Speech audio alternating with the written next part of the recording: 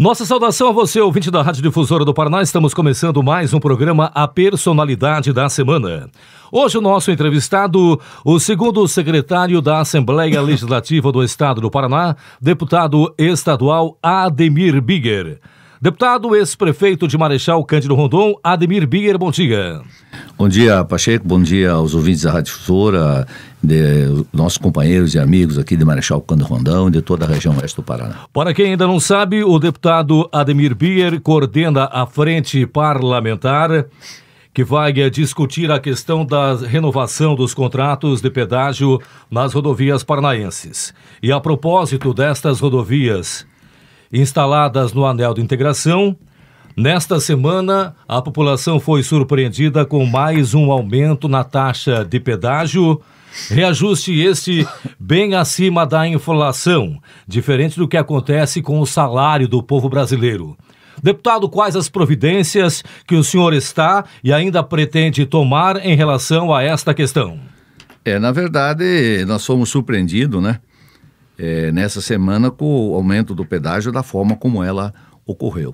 Revoltou todo o segmento produtivo do Paraná, e o que demonstra aquilo que nós combatemos, a força extraordinária que tem as concessionárias perante o governo do Estado, perante o órgão que é o agente fiscalizador, que é a AGEPAR. E nós já, imediatamente, nós encaminhamos e vamos protocolar na segunda, porque esse requerimento só pode ser protocolado durante a sessão, no início da sessão.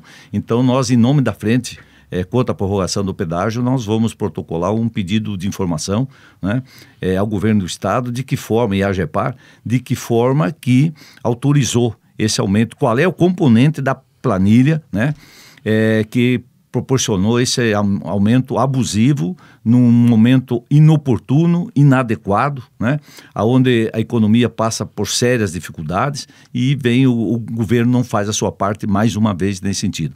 Então nós vamos fazer esse pedido de informação em nome da frente, com a assinatura de todos os deputados que compõem a nossa frente, que efetivamente estão percorrendo esse estado para evitar essa prorrogação. E agora mesmo, pela manhã, nessa sexta-feira pela manhã, eu autorizei e solicitei a assessoria nossa para que entre em contato com o conselheiro Nestor Batista, do Tribunal de Contas da União, que tem um levantamento agora recente, feito agora, publicado hoje nos jornais, e nós vamos então com toda a frente, com todos os deputados, falar com o conselheiro Nestor Batista, colocar a ele todos os passos que nós já damos aí nesse encaminhamento. Agora, o importante também, nós precisamos dessa informação por parte do governo do Estado, que nós vamos também buscar uma ação judicial nesse sentido. Não é possível. A AGEPAR não pode cometer isso com o Estado do Paraná. A AGEPAR é um órgão do governo do Estado.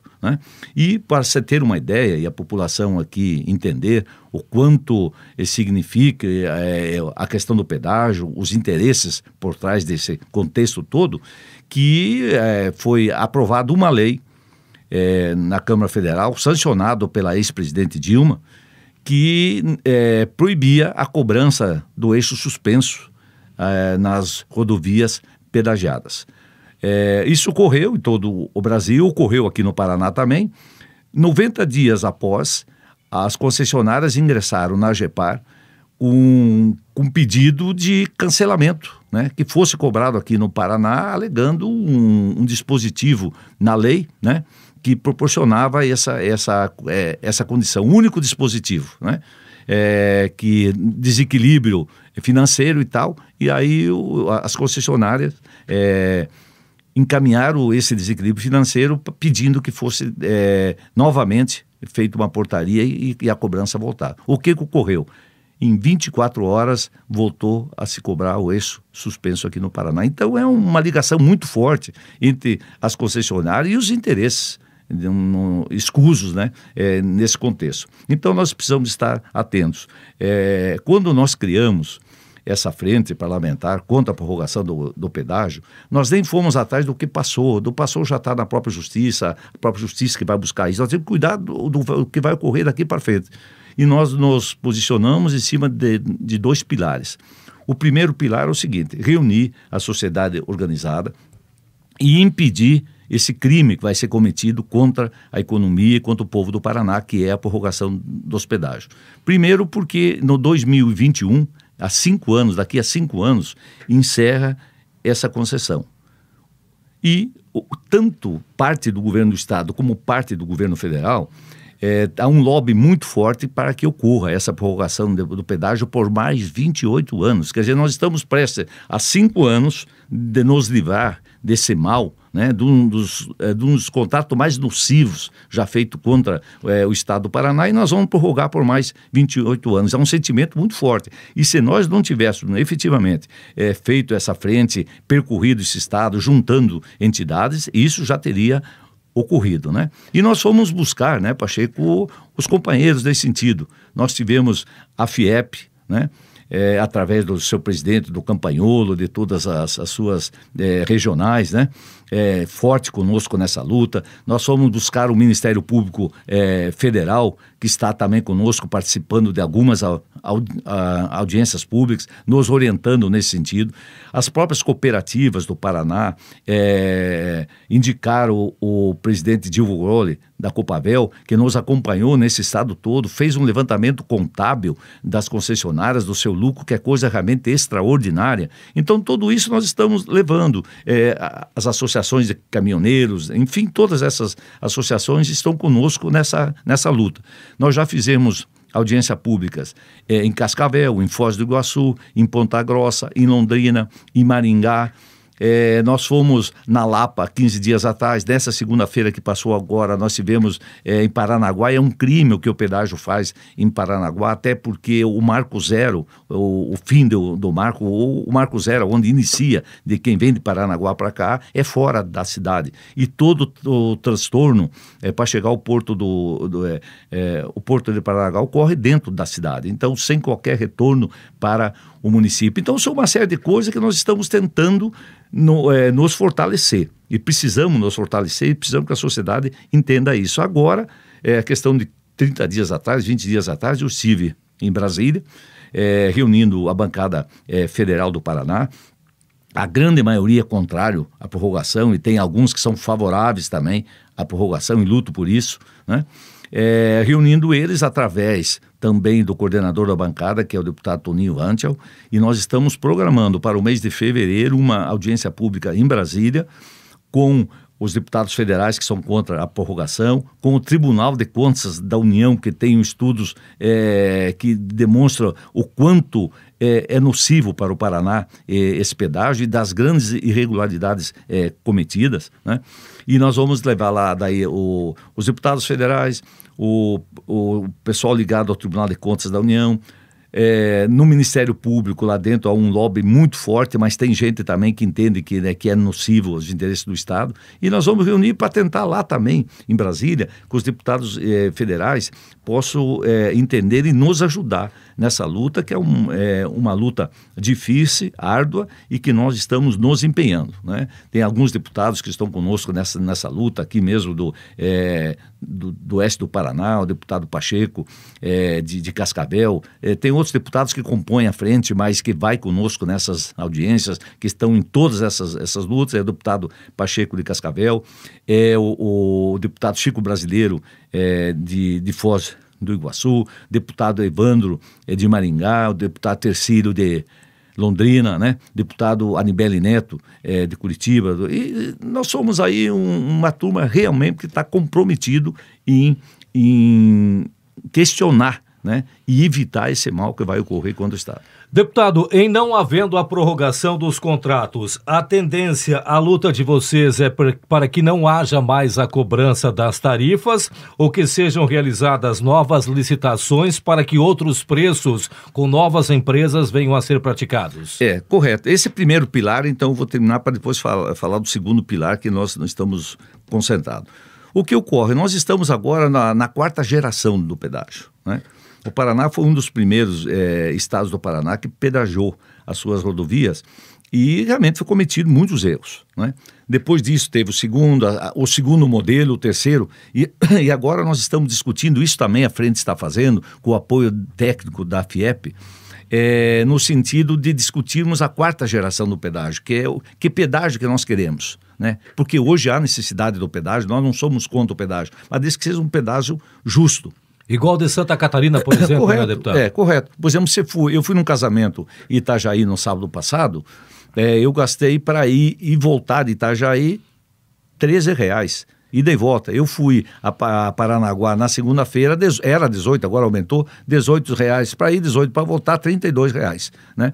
Aí o que nós queremos? Discutir esse modelo, e nós estamos levando um técnico da FIEP nessas audiências públicas, está explicando o que nós queremos. Vamos discutir isso também, né? Discutir para fazer com que esse modelo possa avançar ainda mais que o está ocorrendo. Proporcionar a oportunidade de diversas empresas participar, que essas concessionárias também podem participar, mas não que o limitador seja o preço, efetivamente, o número de veículos que transita, que é um componente que nesse pedágio do Paraná não tem isso. Não existe. Não tinha cálculo nenhum, né? Não tinha cálculo nenhum e isso não foi colocado na base do contrato, né? Então nós queremos discutir. De que forma? Terminou o contrato, nós queremos apresentar até esses 2 anos aí, discutir isso bastante e apresentar esse modelo, certo? Que o Estado já possa ir fazendo, formatando um edital nesse sentido e terminou o pedágio, já possa ter uma nova concessionária operando no Paraná dentro dos valores efetivamente reais. Então essa é a grande luta que nós temos. Nós temos um posicionamento e um acompanhamento do Ministério Público Federal muito forte nesse sentido, nos orientando também, né, nessa nossa caminhada. E o outro pilar que nós queremos, é o segundo pilar, nós estamos cobrando, nós já oficiamos o Ministério Público, uma representação junto ao Ministério Público, fizemos uma representação junto ao Tribunal de Contas da União, né, para que efetivamente as concessionárias cumpram com as obras que faltam fazer. Você vê uma coisa, Pacheco, quando reduziram o preço do pedágio, eles tiraram obrigação da concessionária em 50%. Então, das obras que eles tinham compromisso de fazer durante toda a sua concessão, até o ano de 2021, retiraram 50%. O que ocorreu?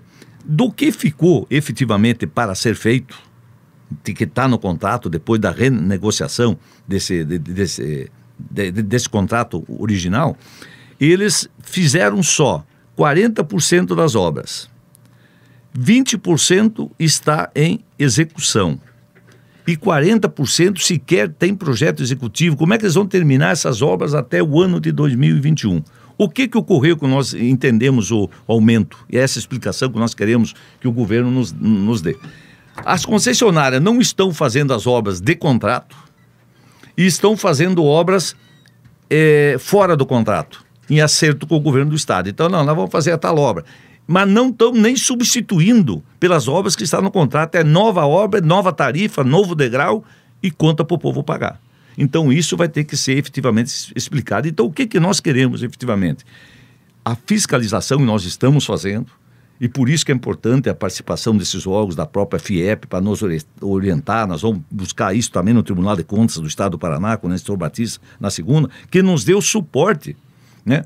Nos deu suporte técnico para a gente ir buscar essas questões da sua execução. Então é uma luta bastante árdua, mas nós estamos buscando elas, né? Então, o que ocorre, por exemplo, aqui no estado do Paraná, aqui na nossa região, no oeste do Paraná, na rodovia, não tem mais obra ali. Praticamente é 5% para ser executado, não foi executado nada, porque tiraram todas as obras que iam para ser executadas. E essa duplicação que está sendo feita de Medianeira até Matelândia está na tarifa, está no degrau, por isso que aumentou, sabe? Qualquer trincheira que é feita em qualquer lugar, tarifa, degrau, tarifário, conta para pagar. É um absurdo realmente o que ocorre e nós queremos prorrogar esse pedágio. Então, nós pedimos aí o apoio da sociedade para entender bem essa questão. Não é possível que às vezes as pessoas pensem, não, estão contra o pedágio, não é isso. O pedágio ele é necessário hoje porque o governo não tem condição mais de manter as suas rodovias, não tem recurso para isso, né? Erros cometidos por diversos anos aí, né? O inchaço da máquina, serviços que não eram executados, que hoje são executados, né?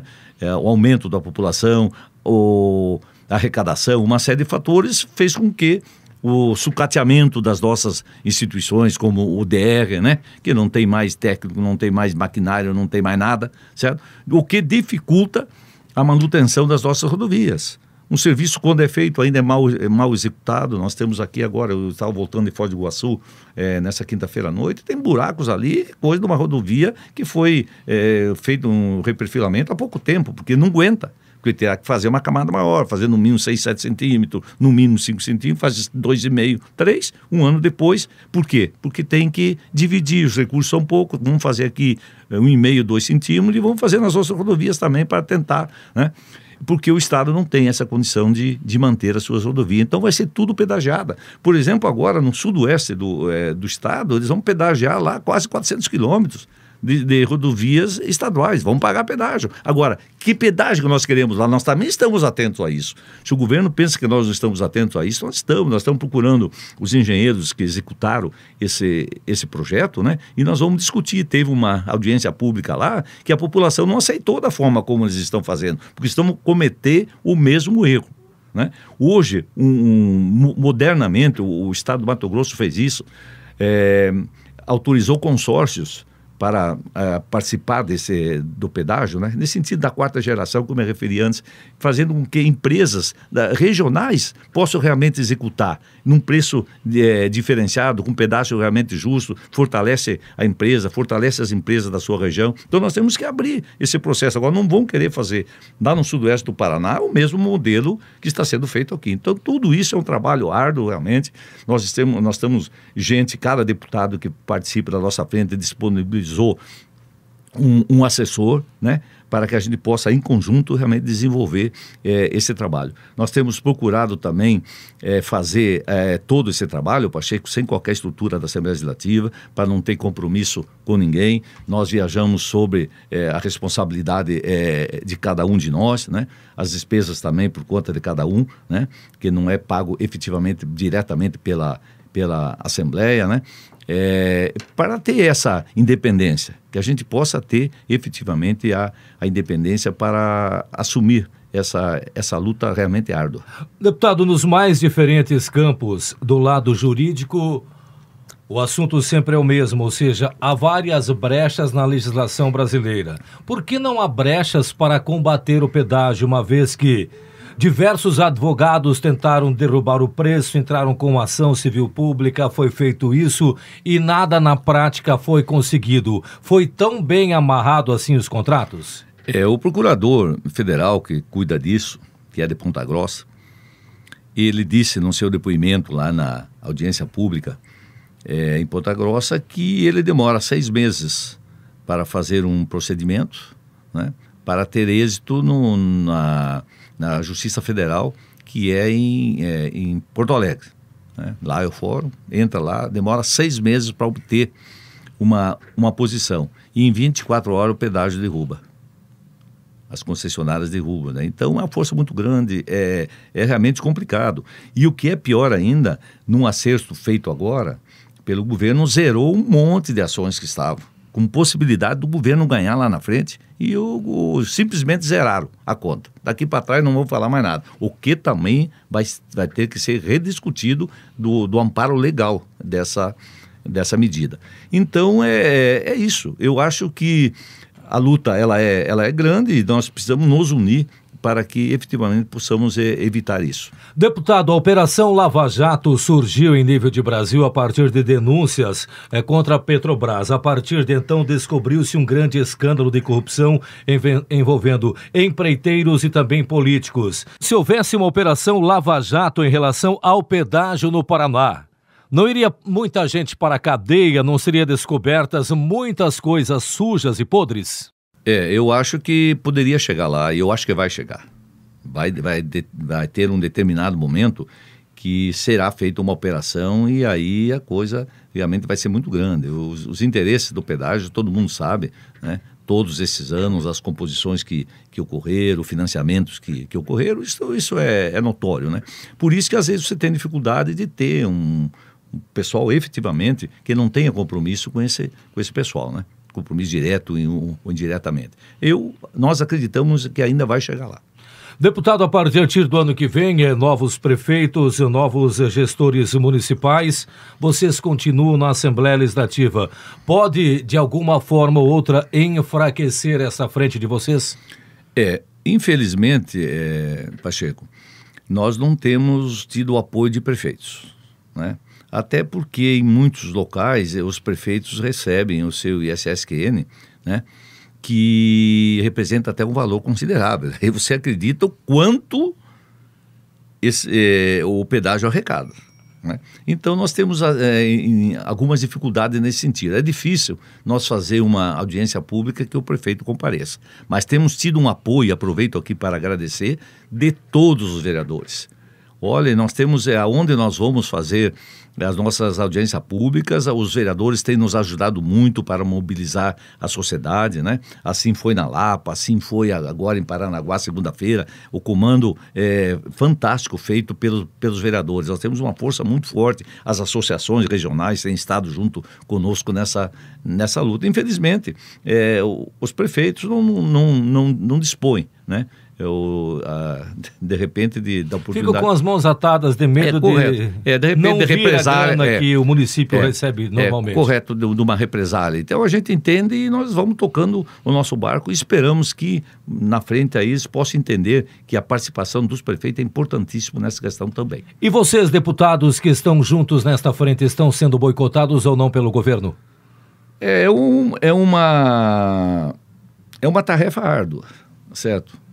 Há interesses muito grandes, né, por trás dessa questão toda, mas nós vamos fazendo a nossa luta. Nós não enfrentamos já o nosso mandato nesses últimos anos, nós enfrentamos lutas extraordinária nesse sentido. Assim fizemos no Banco do Estado, que a sociedade não entendeu naquele momento e achou que era um grande negócio que o Estado estava fazendo. Pelo contrário, nós estamos pagando dívida até hoje e damos de presente para o Banco Itaú, e a partir daquele momento que o Banco Itaú ganhou de presente o Banco do Estado, né, ele se tornou uma das maiores instituições financeiras desse país, pela estrutura que o Banco do Estado tinha. E estamos pagando conta até hoje, que nós pegamos recursos do governo federal para sanear o banco e damos para o Banco Itaú. Estamos pagando débito até hoje, financiamentos até hoje. Todos esses anos, são mais de quase 18 anos que foi feita essa negociação, e o Estado ainda pagou 18 anos, estamos devendo mais do que pegamos, sabe? Então essa que entrou nessa renegociação agora, inclusive, que o Estado fez. E assim nós fizemos também com a questão da Copel, certo? E assim mesmo nós fizemos em outras ações. Agora a questão da Paraná Previdência, o buraco que deram na Paraná Previdência, foram buscar um recurso que não era deles, era dos servidores públicos, fruto da sua contribuição. Então nós temos lado, né? Nós temos lado, pressão comigo não funciona, certo? Eu acho que eu sou muito justo naquilo que a gente faz. Se o projeto é importante, eu não sou contra tudo, eu voto aquilo que é importante, mas o que é contra os interesses do Estado não conta com o meu apoio, não. Deputado, a gente observa que em nível de Brasil muito se fala da crise, fechamento de prefeituras antecipadamente para garantir o dinheiro do 13º para o fechamento das contas. Alguns estados enfrentando diversas dificuldades. Já o governador Beto Richa disse que a coisa é bem diferente aqui no Paraná. É um mar de rosas realmente ou estão mentindo para o povo? Esse reflexo vai ocorrer logo à frente, né? Os sinais que repasso na prestação de conta lá, que quando vem fazer na Assembleia, por força de lei, né? Os números não são esses, nós sabemos que não são, né? Inflaram o nosso orçamento, né? Um orçamento que não é verdadeiro, né? Não tem orçamento financeiro, e sim só o próprio orçamento, os seus dados, né? E fizeram uma grande reforma, o ajuste fiscal que foi feito, mas mandaram a conta para... Aí foi o grande erro. Eles mandaram a conta para a sociedade pagar, e a sociedade não aguentou pagar, e as empresas estão fechando, micro e pequenas empresas estão fechando porque não aguentam, né? Todos os impostos que eram liberados, taxou todos esses impostos, taxou que oportunizou que as empresas realmente passassem por dificuldades e fecharam, né? Então, ao invés, o cálculo, qual é que foi? O cálculo foi que a arrecadação caiu, que a partir do momento não adianta você querer tomar dinheiro que não tem, né? E foi realmente o que ocorreu. E isso vai dar reflexo com toda certeza esse ano, esse ano que vem. Nós torcemos efetivamente que não. O que ocorre, nós temos que pensar que o Brasil precisa tomar as medidas necessárias. Por exemplo, essa medida que está sendo feita em Brasília, questionada, né? Ela é necessária, porque o Estado vai ter que fazer a sua parte. Quando eu falo Estado, é o governo federal, o Poder Executivo, o Poder Legislativo, o Poder Judiciário, enfim, todos vai ter que fazer a sua parte, entender que o país está passando por uma dificuldade e cada um vai ter que cortar na carne aquilo que é impossível. Nós não podemos tomar mais da sociedade. E por isso que esse projeto está sendo discutido em Brasília, que vai ser votado semana que vem, agora passou na Câmara Federal e agora vai passar também no Senado, ele é importante porque o poder público não pode gastar mais do que arrecada. Eu não posso gastar mais do que eu ganho, porque senão eu vou ter dificuldade. E o Brasil está efetivamente ocorrendo nesse sentido. Então vai ser tomada algumas medidas, né, impopulares, mas que o governo vai fazer a sua parte. Ele vai ser o carro-chefe nesse sentido. Semana que vem vai para o Congresso a reforma previdenciária, necessária, Pacheco. Ela precisa ser feita, os dados são de estarrecer nesse sentido, e vai ser feito. Mas não penaliza demais, por exemplo, o assalariado, aquele cidadão que ainda está pensando em se aposentar amanhã ou depois? Esse é o medo da população. Não existe. Essa é a informação não correta. Certo? Quem tem direito adquirido, tem direito adquirido. Agora, nós não podemos fazer, são cálculos impressionantes, eles vão mexer em algumas questões da própria idade, né? Hoje a expectativa de vida é outra, né? O cálculo não fecha, Pacheco, ele não fecha. Para você pagar, se não tiver essas medidas agora, vai comprometer sim o pagamento das aposentadorias de quem está aposentado e de quem vai se aposentar. Porque não vai ter recurso para se fazer isso. Então vai ter que tomar essas medidas e vão mexer. Agora, direito adquirido ninguém tira. Quem tem o seu direito é daqui para frente também. Você, por exemplo, vê a aposentadoria dos servidores públicos, né? Aqueles que têm o regime próprio e tal, né?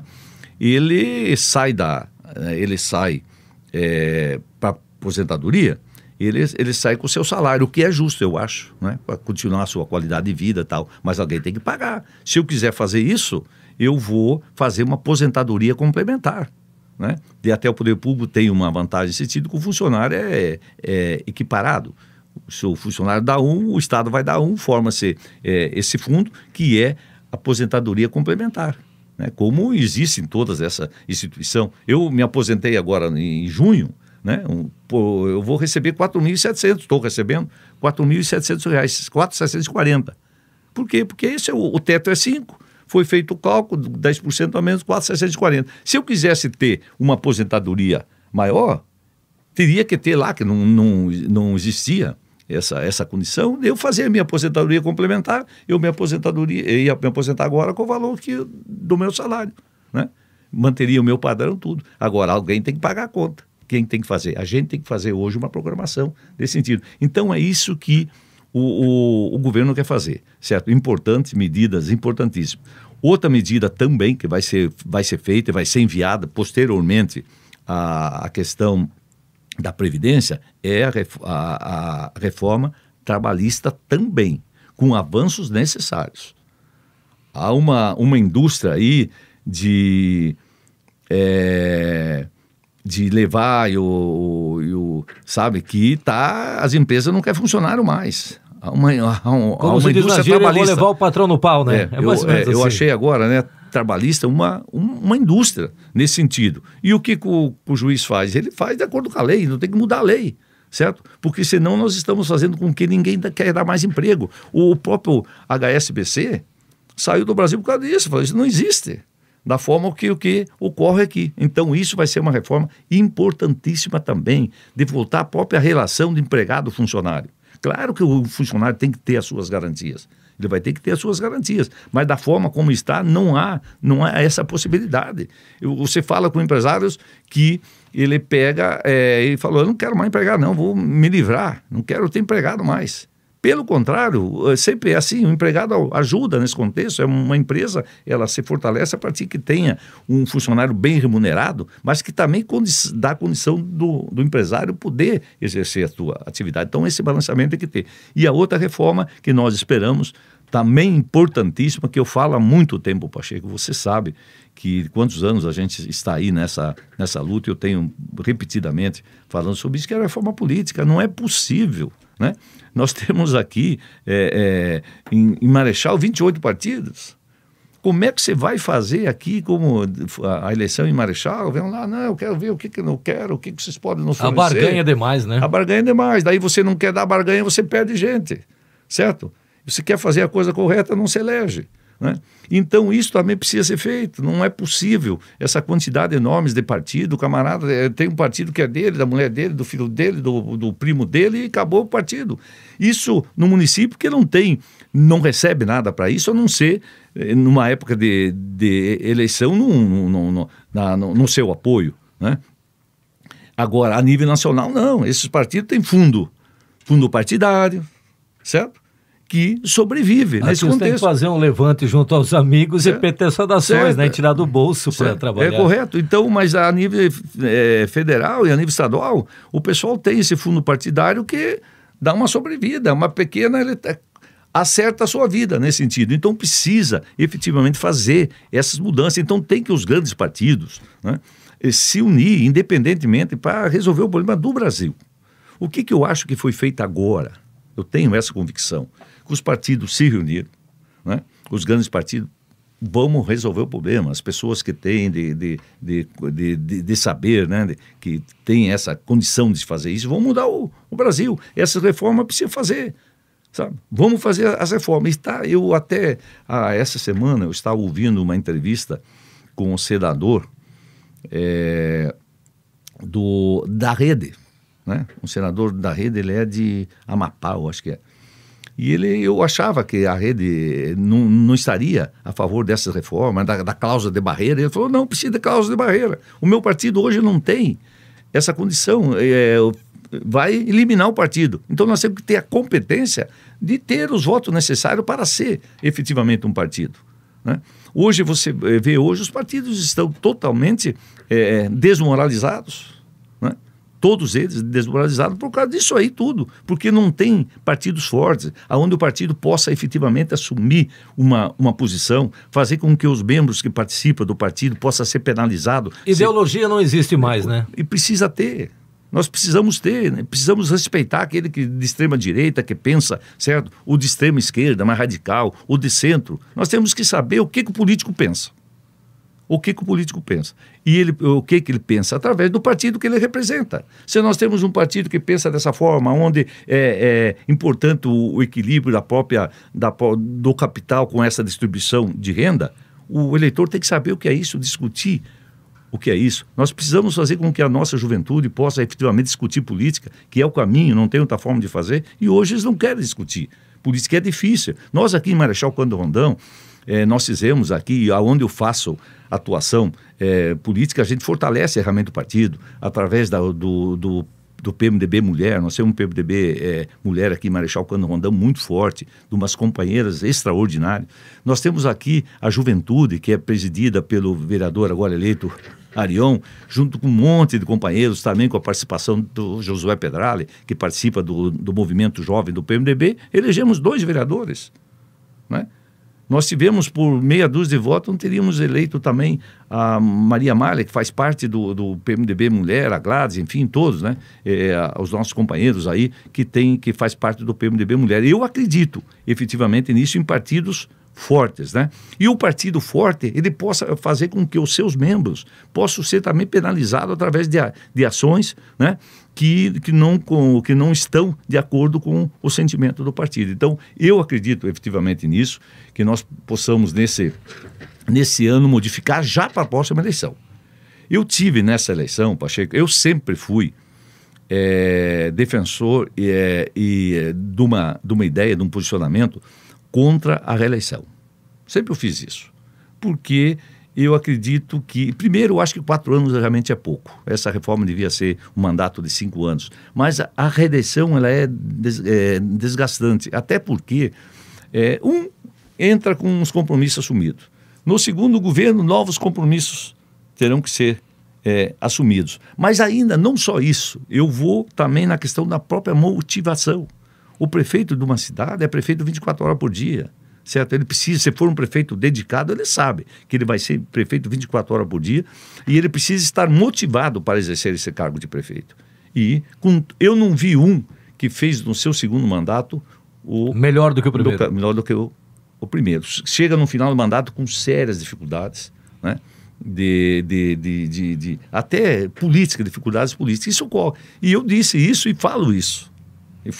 E defendo. Eu disse na campanha, porque eu fui em Mercedes, com a nossa Cresci, feito um mandato extraordinário lá e era a melhor candidata que tinha. Eu fui lá, minha companheira, fui fazer a campanha e disse, né? E aí eu acabei até, de uma certa forma, prejudicando ela, porque eu disse em Entre Rios que era melhor oxigenar e porque eu sou contra. Acabar com a reeleição. Com a reeleição. Aí usaram isso de forma diferente, inclusive aqui em Marechal Canaã, lá fala uma coisa, lá fala outra. Eu não falo nada, eu acredito nisso. Eu acredito que a reeleição é ruim, tanto a nível de presidente quanto a nível de governo do Estado. Já visto aqui o que está ocorrendo no Paraná, o que ocorreu com a Dilma no segundo governo, né? E outros exemplos que tem. São raros os exemplos que deu certo, né? Nós torcemos efetivamente que dê certo. Agora, é difícil, né? Então, esse posicionamento, então nós precisamos, nesse contexto todo, fazer essas reformas políticas necessárias. Falar em reforma política, falar em política por si só, deputado. O senhor teve sua esposa, a senhora Roseli, como candidata a vice na eleição municipal passada, fazendo dobradinha com o empresário Elemar Lamberti. Eleitos Márcio Halber e Hilário Hofstetter, ou seja, o prefeito Moacir Freilich não conseguiu fazer o seu sucessor. Qual a avaliação que foi feita após todo esse processo difícil vivido pelo senhor, até porque, além de trabalhar com seus companheiros, também cedeu sua esposa, que modificou totalmente sua vida. Ao invés de lhe acompanhar, o senhor é que ficou lhe acompanhando. Eu faço a seguinte avaliação, né, Pacheco? Nós fizemos uma eleição realmente bonita aqui. Nós sabíamos do próprio desgaste natural, né? O mandato que o Moacir fez foi um mandato bom, né? No sentido, o Marechal avançou muito nesses últimos 8 anos de obras importantes aqui no município, mas tem o desgaste natural, que nós sabíamos que realmente ocorria isso. Inicialmente se pensava na minha candidatura, né? E para ser o prefeito. Quem é que não quer ser prefeito de Marechal? Eu quero ser prefeito de Marechal. Eu tive um orgulho muito grande de ser prefeito e nunca escondi isso de ninguém, né? Mas eu não poderia nesse momento, porque eu tenho compromisso com a região. Abandonando as lutas abraçadas que estão em andamento, entre as quais o pedágio, sabe? Eu não posso deixar de prestar o serviço ao meu Estado nesse momento importante que estou sendo solicitado nesse contexto. E nós temos realmente um grupo muito forte em Marechal para que pudéssemos, né, diante de uma proposta moderna, de gestão moderna, que nós pudéssemos ganhar as eleições em Marechal. A coisa foi ocorrendo, eu não tive a condição de firmar a minha candidatura, e também o que nos atrapalhou foi a questão dessa, que eu acho um absurdo, que para ser candidato tem que ter 6 meses de filiação. Isso foi um absurdo. Isso nos tirou 6 meses de preparar uma campanha, né? Nós colocamos o Elemar na reta final da campanha, nós não tivemos tempo para fazer essa campanha, né? E foi uma campanha realmente bonita, nosso pessoal abraçou a candidatura, nós tínhamos uma proposta de gestão, né? Em cima mais ou menos do que aquilo que eu imaginava fazer em Marechal Canaã Rondão, conversamos muito com o Elemar, no sentido de fazer essas reformas que precisam ser feitas, né? As reformas precisam ser feitas, modernizar essa gestão num outro momento que nós vivemos, e nós apresentamos isso num projeto de governo moderno, né? Moderno, com pouca coisa, mas que efetivamente precisa ser feito. E fomos para a campanha, né? Juntamos o grupo, nós perdemos algumas pessoas nessa reta final, até porque o Elemar, nessa visão de ajuste, né? De não assumir compromisso com determinadas pessoas, nós acabamos perdendo essas pessoas e hoje estão todos aí no grupo do prefeito realmente que foi eleito. Mas agora foi uma campanha realmente bonita e nesse sentido, né, Pacheco, eu coloquei a Rose de vice porque para dar o meu aval que ia efetivamente o Elemar fazer essas reformas necessárias, né? Para dizer, está aqui. Mas porque foi solicitado também, tanto pelo Elemar, como por companheiros de grupo, porque a Rose, indiferentemente do que colocaram na campanha, que ela não residia em Marechal Cândido Rondão de uma forma maldosa, né? Que ela não mora em Marechal, aqui, e eu nunca fui rebater isso, até porque isso não era falado no rádio, isso era falado nas reuniões, né? E então dizia, pô, a Rose faz um trabalho extraordinário. Os boateiros de plantão ficavam buzinando por aí. Aqui em Marechal Cândido Rondão, a Rose faz um trabalho fantástico, todo mundo conhece isso. O trabalho que ela fez no... Primeira-dama de Rondon. Primeira-dama aqui, né? Ela nunca tem sentido se chamar de primeira-dama, né? Ela era colaboradora conosco, nunca, no meu pronunciamento, nunca me referi a isso, de primeira-dama. É companheira, minha companheira de trabalho, minha companheira de vida, né? E que estava prestando um trabalho ao município. E todo mundo que trabalhou com ela conhece. Os avanços fantásticos, é uma pessoa de uma visão realmente extraordinária de sociedade, tem essa visão, porque nós estamos juntos nessa luta. Conhece as pessoas do bairro, né? As pessoas a conhecem porque ela faz isso aí, diretamente faz. Agora, claro que eu, como deputado, como os outros deputados também, eu tenho residência em Curitiba e tenho residência aqui, certo? Mas as minhas coisas é aqui em Marechal Cândido. Eu estou todo final de semana aqui e a Rose me acompanha. Fica 15 dias lá também, que eu preciso cuidar das coisas lá. Eu tenho minha filha lá também, meu neto, né? E fica 15, 20 dias aqui, mais tempos aqui em Marechal do que agora. Ela sabe tudo, conhece tudo, é presidente do PMDB Mulher. Então isso foi o que foi falado, certo? Mas nós tínhamos um grande projeto para Marechal Cândido Rondão, certo? Um projeto de avanço. Nós tínhamos conversado com o Bacir, com o Cótica, com todo mundo, sabiam que precisava realmente, efetivamente, fazer isso. Mas, de qualquer forma, Pacheco, eu tenho que agradecer, né? Primeiro, agradecer o Elemar e a esposa dele, né? A Rose também, por ter sido companheiro nessa batalha, né? Um sentimento extraordinário, é um cidadão realmente fantástico, né? Preparado, comprometido, né? Queria prestar o serviço ao seu município, né? Então fizemos uma campanha bonita, né? Propositiva, né? E eu me senti feliz assim de ter a Rose nesse contexto. E gostaria de agradecer a todos que nos ajudaram na campanha, né? O prefeito Moacir, a sua esposa Maria Clonício, o Cótica, né? Todos os nossos vereadores que estiveram conosco até o final nessa luta. Nós fazíamos encontro realmente extraordinário nesse sentido. A gente sabia, nós temos um povo guerreiro. O nosso grupo, o PMDB, o PP, mas o PMDB tem isso no seu sangue, né? De ser guerreiro nesse sentido. Fizemos uma campanha que oportunizou essa votação extraordinária que nós fizemos em Marechal Cândido Rondão. E eu aproveito aqui a oportunidade para agradecer a todos, 10.374 votos que recebemos aqui em Marechal Cândido Rondão. Importantíssimo isso, que nós temos que agradecer sempre nesse sentido. Agora, também, né, dizer que os nossos vereadores que elegemos, para desejar a todos eles muita sorte, né, que efetivamente façam o mandato que nós esperamos que vão fazer, estão altamente qualificados para exercer esse mandato, né. Agradecer aos que foram candidatos também, foram importantes, foram guerreiros, né. Nós temos que agradecer e dizer que o sonho ele não acaba, você tem que continuar sonhando. Quem não se eleger agora, posso se eleger na próxima eleição, contribuir com o seu município.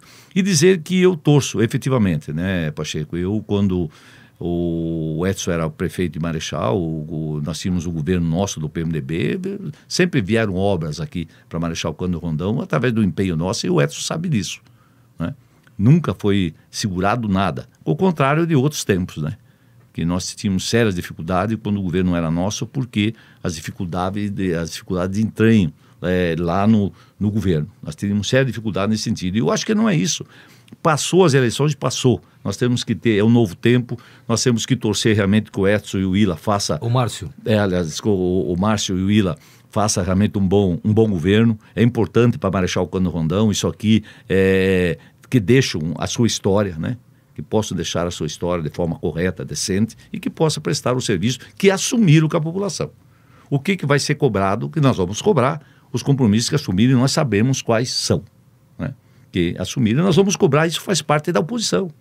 Essa é a função, é fiscalizar Quem perde fiscaliza, não tem dúvida nenhuma disso. Nós somos oposição nesse sentido, mas não contrário, né? Nós tivermos condição de arrumar recursos para Marechal, nós vamos arrumar. Nós temos dificuldade nesse momento, até porque somos oposição no governo, mas assim mesmo nós fizemos no orçamento, nós colocamos recurso aqui para o município de Marechal Cândido Rondão, e vou brigar para que efetivamente eles ocorram, inclusive do governo federal, né? Nós estamos lá com os nossos companheiros aí, eu vou destinar também parte desses recursos aqui para Marechal Cândido Rondão, como eu sempre fiz, né? Nós tínhamos no governo do estado, no primeiro governo do Beto, ele deu para cada deputado R$1 milhão e pagou. Esse R$1 milhão eu arrumei 500 mil para Marechal Cândido Rondão, onde equipamos o hospital municipal da área do centro cirúrgico, que temos um centro cirúrgico mais moderno aqui do Paraná, está aqui, está pronto, é só colocar para funcionar, certo? E o grande debate nesse foi que não nascia criança em Marechal também, né? Então está ali à disposição, agora é só colocar e fazer, né? O sentido. Eu acho também que algumas questões que foram discutidas na campanha, que é a questão do Nascer em Marechal, está pronto. A questão que foi discutida em Marechal da farmácia, está aí, a farmácia vai ser inaugurada segunda-feira, né? Foi uma série de questões técnicas, o prefeito Moacir me explicou toda essa questão. Está pronto, não precisa fazer mais, está ali, está pronto. A UPA está para ser inaugurada? A UPA vai ser inaugurada, né? Depois vai ter que fazer funcionar. Então tem uma estrutura que nós falávamos isso na campanha, e o grande bote da campanha foi isso, a estrutura está ali. Nunca ninguém colocou tanta estrutura de saúde em Marechal Cândido Rondão como eu como prefeito e o Moacir como prefeito, Moacir e o Cótica, né? Então a estrutura está aí, passei a fazer o mandato. E nós estamos torcendo efetivamente que o Márcio e o Willa possam ser felizes no seu mandato. E os vereadores também, todos eles, né, que possam desempenhar a sua função.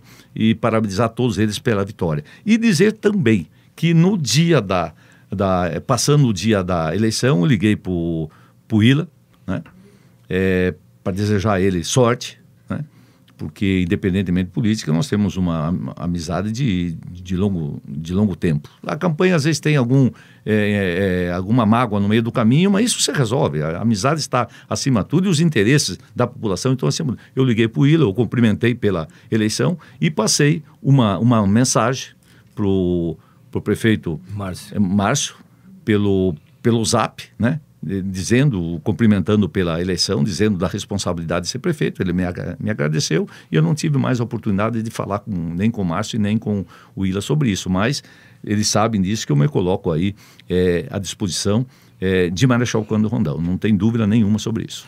Deputado, essa derrota aqui em Marechal Cândido Rondão pode lhe prejudicar em termos de busca da sua reeleição na Assembleia?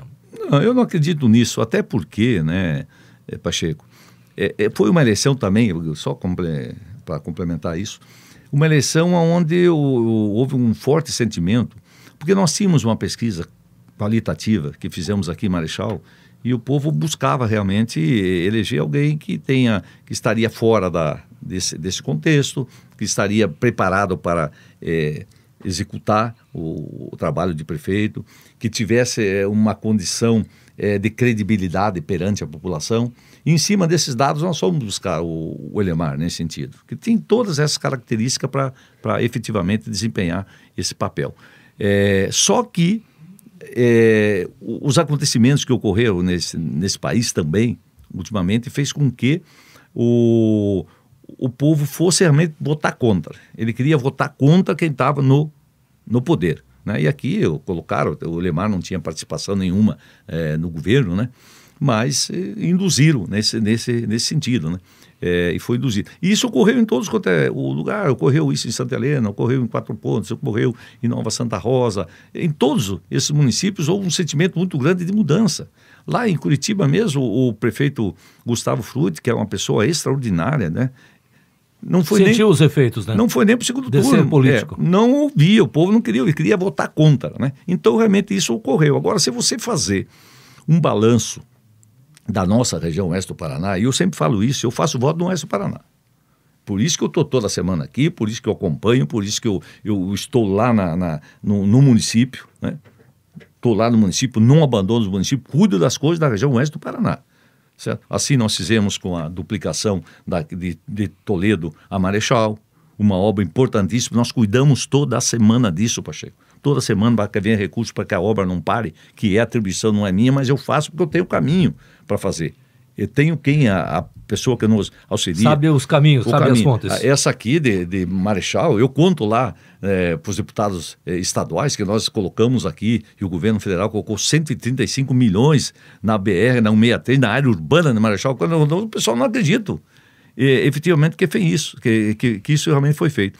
Então, isso a gente está atento realmente a esses interesses. Então, nós tivemos um fortalecimento na nossa região nesse sentido, né? Nós perdemos a eleição aqui em Marechal, mas isso não quer dizer, eu tenho o meu trabalho realizado aqui, eu tenho os meus companheiros para uma próxima eleição. Eu não tenho dificuldade nenhuma nesse sentido, né? E também é lógico, se nós tivermos ganho a eleição aqui, a gente estaria aqui lá junto, né? Nesse sentido, seria uma alternativa diferente. Mas podia opinar, né? Direcionar, porque eu nunca tive, Pacheco, e as pessoas que me conhecem sabem disso. Quando o Aris foi prefeito, quando o Moacir foi prefeito durante esses 8 anos, ele e o Cótica, né? Eu nunca fui na prefeitura interferir em nada. Eu nunca indiquei ninguém para fazer nada. Eu acho que o prefeito tem que ser a tua autonomia. Como também lá para mim ninguém indica lá. A responsabilidade é minha de deputado e a responsabilidade do prefeito. A minha obrigação é ajudar. Eu acho que ali me falaram que não está... É isso. Agora, não vou sentar lá e querer mandar. Nunca fiz isso. Sabe? Nunca indiquei uma empresa para fazer uma obra em qualquer município. Não faço isso, não indico. O prefeito tem que ter a sua autonomia e a sua responsabilidade. Então nós estamos aqui, né? Fizemos aqui Nova Santa Rosa, um grande companheiro nosso, né? O Norberto, o Noide, né? Nós temos um trabalho muito forte em Nova Santa Rosa, ganhamos uma eleição, em Quatro Pontos ganhamos a eleição, em Pato Bragado, em Mercedes, em Santa Helena, uma vitória realmente extraordinária, em Medianeira, que eu sou sempre mais votado em Medianeira, eu faço quase 5 mil votos em Medianeira, certo? Praticamente a metade que eu faço aqui em Marechal, eu sou mais votado sempre lá nas eleições. Nós fizemos agora também, o prefeito, uma parceria que fizemos lá com o nosso grupo que apoia, né, e o PMDB é vice com o Neguinho lá, mas não, o mesmo grupo do PP, que é muito forte, que nós temos um apoiamento lá agora, estivemos juntos nessa campanha, Serranópolis do Iguaçu, enfim, uma série de municípios aí que nós tem um companheiro nosso lá como prefeito. E alguns municípios que nós perdemos a eleição, que nós esperávamos ganhar, né? Que também não dá para ganhar em todos eles, né? A gente sabe disso, a eleição se perde e você ganha. Que eu gostaria de ter um companheiro nosso lá também, mas não foi possível, mas nós mantemos. A eleição assim, daqui 2 anos da eleição, daqui 4 anos vai ter eleição. Começou janeiro, né? O prefeito assume, já começa a se falar em eleição. Que um dia também eu espero, Pacheco, que possa unificar. Eu não consigo entender, sabe? Gastar tanto dinheiro com eleições tanto dinheiro, tempo. Você pode unificar um discurso, você pega do presidente, do governador, prefeito, vereadores, com um único discurso, com uma única proposta. Aí o povo vai poder entender isso melhor do que essa mistura, né? O PMDB se mistura com o DEM não sei aonde, aqui sou inimigo, lá... De que forma você vai fazer um consenso de ter um projeto para esse país? Então isso também precisa fazer, unifica ela. Outra coisa, Pacheco, que tem que entender, você unificando as eleições, você vai trabalhar 4 anos, porque o que ocorre? O prefeito assume agora em janeiro. Esse ano ele pode fazer convênio com o governo do estado, tudo certo. Virou o ano seguinte, até abril, depois não faz mais, porque tem um impedimento, porque tem eleição estadual. Aí ganha o governador, tem 1 ano. Quando chegar no segundo ano, você repete a mesma coisa porque não pode repassar, porque tem eleição municipal. Então, num cálculo rapidinho assim, de 4 a 4 anos, você trabalha 2 anos com recursos de governo do estado e convênios assinados tanto com o governo do estado como com o governo federal. E o pessoal parece que não quer alterar isso. Então... Mas estou com toda a tranquilidade, nós estamos trabalhando, eu não estou pensando em o que vai ocorrer daqui 2 anos. Eu quero cumprir com o meu mandato, com o compromisso que eu tenho com a população. Deputado, para encerrarmos, corrupção na política. O senhor imaginava que teria tanta gente conhecida envolvida nesse tipo de trapaça, nesse tipo de tramóia, ou seja, passando a mão no jarro assim, em nível de Brasil? O modelo é esse que está aí, certo? E que parece que o pessoal não quer mudar. Quando eu falo das reformas políticas, né, que precisa ser feito, de fortalecimento de partidos, né, onde possa exercer realmente uma fiscalização maior. Quando a gente fala em disputar eleições em igualdade de condições, onde o poder econômico saia fora dessa disputa. Não é possível alguém gastar 300 milhões para ser governador de estado. Não é possível um prefeito gastar 2 milhões para ser prefeito. Não fecha o cálculo. O que precisa ter, e aí sim teria que se estudar um jeito desse, de ter, e só se fará isso com os fortalecimentos do partido, de ter recurso público para a campanha. Aí você iguala. Você tem o recurso, pode ser via fundo partidário, está aqui para o partido faz a campanha para os seus deputados, vereadores, prefeitos, enfim, num único recurso que todo mundo possa fiscalizar, numa única fonte.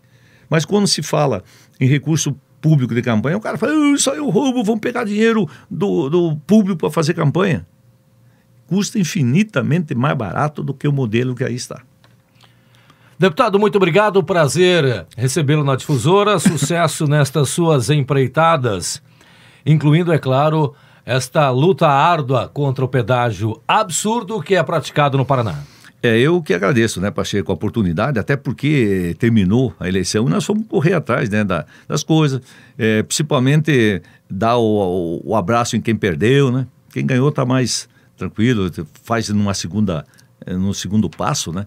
Mas no primeiro realmente dar o apoio, né, para quem perdeu as eleições, que às vezes de repente sai de uma eleição bastante machucado, né? Mas e aí eu não tive oportunidade de vir aqui, né? Nem no programa do João, que a gente participa, na região mesmo, a gente tem um acesso muito importante, a gente agradece isso. Eu não tive essa oportunidade de aqui falar com a população de Rondão, agradecer efetivamente, né, o apoio que sempre nós tivemos, né, um carinho muito grande da população tem por mim, e eu procuro retribuir isso. E agradecer a todos, mesmo aqueles que não entenderam a nossa proposta, né, que votaram no outro candidato, que entenderam que a proposta deles era melhor naquele momento, a gente respeita e a gente agradece também pela participação efetiva que tiveram nessa eleição. Uma eleição diferente, curta, de tiro curto, né, que de repente as propostas não puderam ser colocadas, bem, né, explicada, né, para o povo realmente entender né, todo esse contexto, mas eu acho que foi um avanço importante, uma eleição muito longa, ela é desgastante, ela é complicada, né? Então um tiro curto, agora para ser tiro curto nós precisamos mais tempo para preparar essa eleição, então não pode ser em 6 meses mudar de partido. Você está desenvolvendo um projeto para a tua cidade, chega 6 meses antes, o cara acerta não sei com quem, te deixa com o pincel na mão nesse contexto, num projeto de governo para o seu município. Mas, de qualquer forma, eu gostaria de agradecer, né? Agradecer a todos pelo apoio que sempre tivemos, agradecer mais uma vez o prefeito Moacir, o Cótica, os nossos vereadores, agradecer também, né? Isso já fiz por diversas vezes, mas a minha esposa, né? A Rose, que fez uma campanha realmente extraordinária, ela juntamente com a esposa do Elemar, né? E de tantas outras companheiras, mas eu vou nominar as duas, né? Que foram de casa em casa nesse município, nos bairros, né? Visitando as pessoas, foram guerreiras realmente extraordinárias nesse contexto. E o Elemar também, né? O Elemar, por ter feito essa campanha propositiva, né? Queria efetivamente fazer, e é um patrimônio que ele colocou também aí à disposição do seu conhecimento, do seu saber, né? Em benefício da população de Marechal Cândido Rondon. Então foi importante. Então nós temos que saber que em eleição você não só perde e ganha, você tem que aproveitar também aquilo tudo que ela te proporciona no teu conhecimento, no teu saber, né? E amadurece você também como um ser humano. Então isso é importante que isso ocorra. Eu sempre falo que eu tenho muito para agradecer o povo de Marechal, né? Que todos esses anos aí tem sido fantástico comigo, tem sempre me reconhecido. Eu até o ano passado eu recebi 2 prêmios aqui em Marechal, né? Que nunca a pessoa recebeu os 2 de uma vez só, como político do ano, como a personagem do ano, né? Então essas coisas fortalecem a gente de todos esses anos de vida pública que a gente tem, né? Então eu gostaria de agradecer, para desejar a todos realmente um santo Natal, um próspero ano novo, para que possamos efetivamente torcer para nossas autoridades em todos os níveis, né, possam assumir o seu compromisso com esse nosso país, porque se nós fizermos essas reformas necessárias e houver o comprometimento da classe política, da classe responsável por isso, né, nós tenhamos condição aí de em pouco tempo recuperar esse país. Quando estive em Brasília, o ministro Padilha, numa exposição que fez conosco lá, numa palestra de mais de 2 horas, colocando todo o que o país está atravessando, nós estamos atravessando uma fase de extrema dificuldade, e ele disse uma coisa que me marcou: vamos fazer cada um a nossa parte para que em 2 anos nós possamos sair do cheque especial. Então é isso, eu acho que a partir do momento que essas reformas forem efetivamente feitas, né, que esses escândalos possam efetivamente ficar na sua fiscalização e também penalizar as pessoas que o cometeram, nós precisamos tocar o país precisa ser tocado, precisa ser ajustado, precisa ser recuperar sua condição de investimento. Esse desemprego extraordinário, tem mais de 12 milhões de pessoas desempregadas, nós temos tempo de recuperar isso, né? Então, se em 2 anos nós sairmos do cheque especial, nós já vamos começar a pensar. E pensando nesse país, eu não tenho dúvida nenhuma, isso muita gente fala, economistas falam, que acertando esse país, ele vai ser, em curto espaço de tempo, a primeira ou a segunda potência econômica do mundo.